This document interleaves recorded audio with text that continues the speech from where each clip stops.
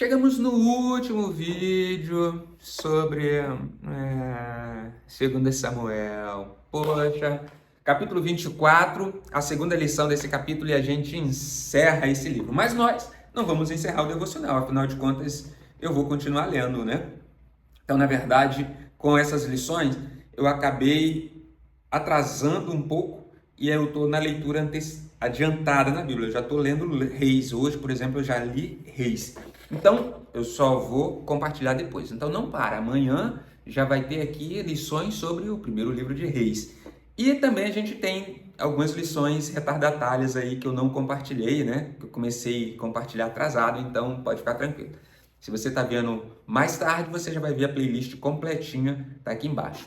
Uma novidade é que, eu já falei na primeira lição, essas lições de Samuel virarão um e-book. Então, se você gostou, se você está acompanhando aqui, lá vai ter alguns aprofundamentos, algumas citações.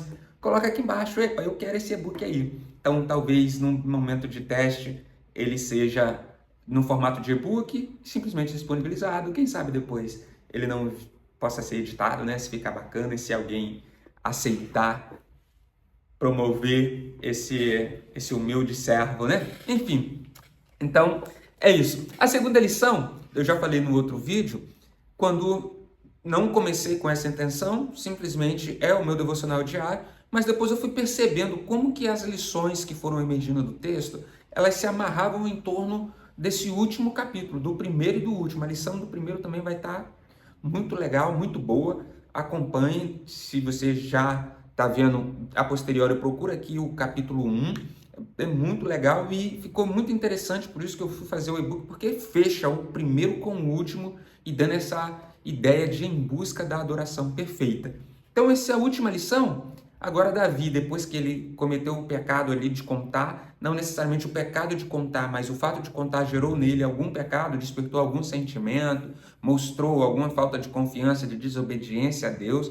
Então revelou um pecado que não era um pecado do tipo moral, externo, como foi o adultério e o homicídio de Urias, mas também era um pecado que é o último pecado a ser vencido para que a gente consiga essa adoração perfeita. Depois disso, ele foi buscar reparar o erro que ele fez. Então ele foi receber uma orientação a sacrificar a Deus. E ele chega num lugar ali, numa eira de Araúna, né? E aí quando ele vai sacrificar, nós temos dois comportamentos aqui que são muito bons, que traz lições profundas para a gente em busca dessa adoração perfeita. O primeiro é o do dono da eira. Ele, no 23, ele fala as seguintes palavras: o servo do Senhor, meu rei, tudo entrega de boa vontade. Então, a primeira lição é olhar para o dono da eira. Para a gente ter uma adoração perfeita, estar num contexto de adoração perfeita, nós precisamos estar disposto a entregar tudo, sem reservas, entregar tudo, sem reservas, colocar tudo à disposição do rei. Tem hinos, né, que falam assim, tudo entregarei, tudo entregarei. Então, esse é o primeiro ponto. O segundo ponto é a gente olhar para Davi. Davi, diante, agora, não na figura de Deus, do rei de Deus, mas ali, naquele momento, na descrição, na narrativa literal do evento, quando esse moço oferece ao rei, ele fala assim, não, se eu estou oferecendo um sacrifício ao meu Deus, eu não posso oferecer um sacrifício que não me custe nada. Eu vou pagar o que é devido para que eu ofereça um sacrifício ao meu Deus. Então, conversando com a minha esposa, porque esses vídeos eles surgem muito desse contexto, desse diálogo, né, de você externar, de você ouvir, de você confrontar o que você está pensando. E ela falando, é interessante que quando Davi fala que não me custe nada, a gente já coloca, dá um peso nessa palavra custe, né? Só que Davi comprar pelo preço justo ou até pagar um pouco mais, para ele não significava nada praticamente, do ponto de vista material, porque ele era rei, ele tinha todo o ouro, era o simbolismo disso. Então, quando a gente traz para a nossa vida, às vezes a gente está sempre buscando esse tipo de comportamento, acha que uma adoração vai ser uma adoração custosa, que te gere algum tipo de dor, que te gere algum tipo de sofrimento. Ah, se eu não estiver na aprovação, se eu não estiver na prova, então eu não consigo manter uma adoração. Tem situações que é assim, mas não precisa ser. Davi é rei, continuou sendo rei, ele não entregou o seu reinado para conseguir atingir uma adoração perfeita, uma adoração que agradasse a Deus, uma adoração que retirasse aquela praga do seu povo. Ele comprou pelo preço justo ali, talvez pagou um pouco mais, mas para ele nem sentiu a diferença. Traz lá dos tesouros da casa do rei, entrega. Então, essa ideia de dar o custo é a ideia do valor que você dá, de qual é a sua intenção, se você está se aproveitando, se você está entregue, como fez o dono ali da ele, eu entrego tudo. Davi não entregou tudo financeiramente, mas ele entregou tudo na sua adoração, na sua intenção. Então, às vezes o que te custa é um tempo, é acordar um pouco mais cedo. O que te custa é se afastar um pouco das amizades. Às vezes o que te custa é sair do lugar que você está e ir para um outro lugar. O que te custa é você se inclinar em obediência, abandonar certos pecados de estimação. O que te custa é, sim, você aceitar uma provação que Deus te entregou. O que te custa é você abrir mão de um dinheiro para ofertar, seja na igreja, seja na vida de alguém. Às vezes, sim, é isso. Mas cada um vai se relacionar com esse custo de uma forma diferente. E aí você tem que ver se você está disposto.